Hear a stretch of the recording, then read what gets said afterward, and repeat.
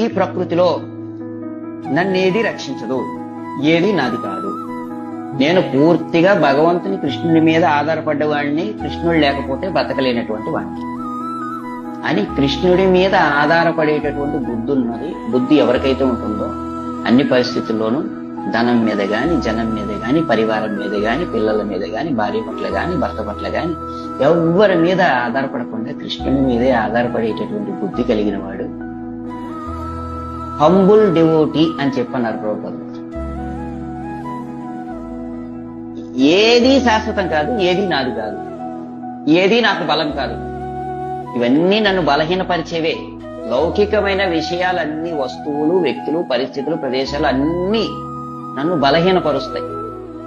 కృష్ణుడు మాత్రమే నన్ను బలవంతుణ్ణి చేస్తాడు అని చెప్పి కృష్ణుడిని సమీపించే బుద్ధి వినయాన్ని సూచిస్తుంది అన్నారు ప్రభుపాదులు.